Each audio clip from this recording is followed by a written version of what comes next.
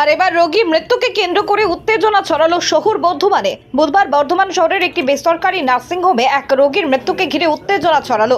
শহর বর্ধমানের নবাবহাট এলাকার স্টারলিংক নামক এক বেসরকারি নার্সিংহোমে মৃত্যু হলো এক রোগীর।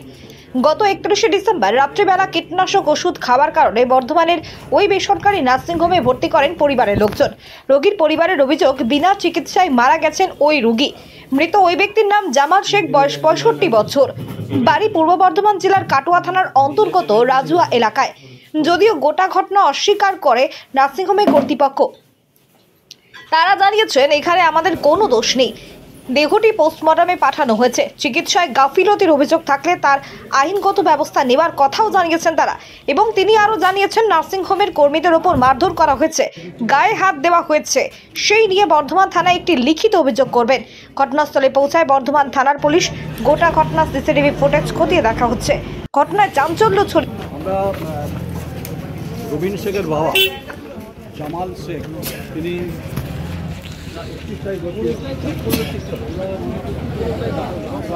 আমার বাবা পরিবারে তারা মারা গেছে। ওনাদের কাছে যেটা 3000 3500 ওষুধের দাম বলছেন, বাড়ির লোক যখন আমাকে জিজ্ঞেস করে এসে, ওনাকে বলা হচ্ছে একটা ইঞ্জেকশন 3000 টাকা খরচা পড়বে, সেটা দিনে 3টে ডোজ। ওনার ভুল বোঝা এখানে হয়েছে যে উনি মনে করছেন একটা ইঞ্জেকশন, ঠিক আছে। ওনারা সেটা 750 টাকাতেই ওনারা কিনেছেন, সেই ব্যবস্থা দোকান থেকেই করেছেন। আর যে ইঞ্জেকশন দেওয়া হয়নি বলছেন, উনি তো অবশ্যই বডি পোস্টমর্টমে যাবে, কোনো এরকম কোনো গাফিলতি আমার কাছে নেই। পোস্টমর্টমে গেলে কিছু তো ওনাদের কাছে প্রুফ থাকবে, ওনারা সেইরকম আইনত ব্যবস্থা নেন। কিন্তু ওনারা যেটা করলেন, আজ আমাকেও ঠেলাঠেলি করেছেন, তো আমার স্টাফকে মেরেছেন, এটা নিয়ে আমি মনে করি কিছু, আমরা তো আইনে যাচ্ছি, আমরা থানাতে অলরেডি পাঠিয়ে দিয়েছি ভিডিও ফুটেজ সহ। আর আপনাদের সবাইকেই দিচ্ছি সেই ভিডিও ফুটেজ, আপনারা দেখুন এবং এটা আইনত ব্যবস্থা নিন। কারণ আমরা ব্যবসা, একজন 60 বছরের বয়স্ক মানুষ, তিনি বাড়িতে বিষ খেতে পারেন, সেটার অপরাধ নেই, কিন্তু বিষ খেয়ে মারা যাওয়াটাই অপরাধ আছে। উনি যদি ট্রিটমেন্টের কোনো গাফিলতি দেখাতে পারেন, অবশ্যই আইনত ব্যবস্থা নিন, কিন্তু উনি তার জন্য গায়ে হাত দিতে পারেন না আমার স্টাফের গায়ে। আমার নাম অর্ণব কুমার সামন্ত, স্টারলিংকের পার্টনার, স্টারলিং হসপিটাল। 30শে ডিসেম্বর 2:30টার দিকে 3টের সময় আমরা কাটোয়ায় ভর্তি করি। কাটোয়ায় মানে গাফিলতি করছে বলে, কোনো চিকিৎসার গাফিলতি হচ্ছে বলে আমরা কাটোয়ায় রাখিনি, আমরা এখানে নিয়ে এসেছি। কবে ভর্তি করেছিলেন? 31শে ডিসেম্বর রাত 10:30টায়। হ্যাঁ, কোন নার্সিংহোমে নিয়ে এসেছিলেন? স্টারলিং। আচ্ছা, দিয়ে আমাদের গ্রামের একজন আছে আর কি, পেশেন্ট দিয়ে আসে, ওই জন্য আমরাও তাকে বলেছি যে আমার বাবাটা এই অবস্থা পয়জন খেয়েছে, তা একবার যাবি? সে বলছে হ্যাঁ যাবো। সে বলছে, আমাদের যোগাযোগ বলছে হ্যাঁ আমার সব রেডি করা আছে, জেলি ভর্তি করলে ওরা একটা ডায়ালিসিস করবে, ওয়াশ করবে। দিয়ে আমরা অ্যাম্বুলেন্স ভাড়া করে কাঁটাতে স্যারকে বললাম, স্যার আমরা বাইরে নিয়ে যাবো, তা বলছে একটা দরখাস্ত লেখো, নিয়ে চলে যাবো। কেউ আর কি ডিসচার্জ দিয়ে দিল কাঁটাতে।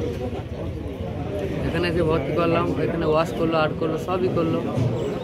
তারপরে আমাকে বলছে জেনারেলে রাখবে না আইসিইউতে রাখবে। আমি বললাম যেটা ভালো হবে সেটাই রাখবো, আমরা যদি মনে করেন আইসিইউতে রাখলে ভালো হবে, তাহলে আইসিইউটা যদি মনে করেন জেনারেলে, আমরা তো সেরকম আমরা তাহলে জেনারেলে বলছি জেনারেলে রাখলেও কোনো অসুবিধা নেই, পেশেন্ট ভালো আছে, জেনারেলে।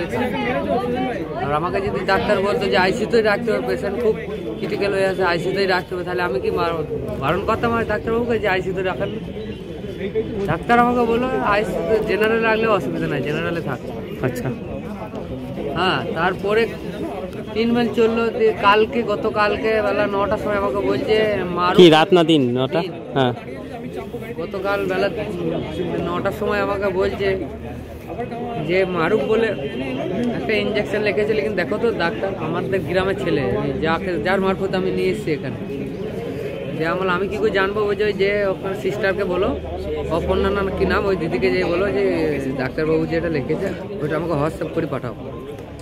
যে আমি যে ছবি তুললাম হোয়াটসঅ্যাপ করে ওকে পাঠালাম। বলছে হ্যাঁ মারুফ বলে ওই ইঞ্জেকশনটা লিখেছে, তা ওইটা একটা ইঞ্জেকশনে 3500 টাকা দাম, দিনে 3টে করে লাগবে, 3 দিনে 9টা লাগবে ডোজ। দিয়ে আমি বললাম ভাই তা বাইরে তোর কোনো যোগাযোগ নাই দোকানে বা মেডিকেলে, তা এখানে দাম এত বেশি, বাইরে যদি কম হয় আমার 200-500 টাকা। বলছে আমার কোনো বাইরে যোগাযোগ নাই। যে আমি বললাম তাহলে আমি দেখবো বাইরে? বলছে হ্যাঁ তুমি দেখো।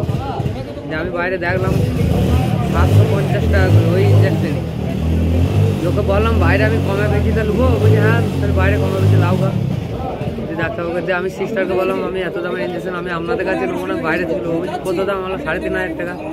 কে বলেছে? আমরা তুফান বলেছে। ওই যে আমাদের নিয়ে এসছে। বলছি না 1950। ওরা আবার ঘুরে আমাকে বলছে 1950। আমি বললাম ওর থেকেও কমে পেয়েছি আমি আমি আমি যত ডাক্তার মেডিসিন লিখবে ইঞ্জেকশন ওষুধ আপনি বলবেন আমি বাইরে থেকে দাঁড়ান বলুন।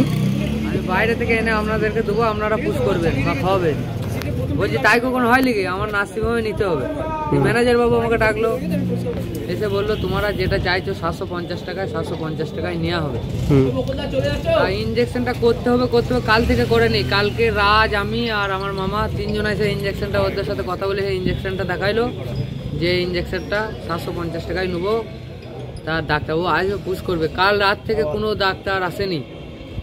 আমি রাত 8টার সময় জিজ্ঞেস করলাম ডাক্তারবাবু এসছে? বলছি না। তাহলে ইঞ্জেকশন দেওয়া হয়নি? না ওই ইঞ্জেকশন দেওয়া হয়নি। তার মানে কি চিকিৎসা গাফিলতিতে মৃত্যু? চিকিৎসার গাফিলতিতে আমার বাবাটা মারা গেছে।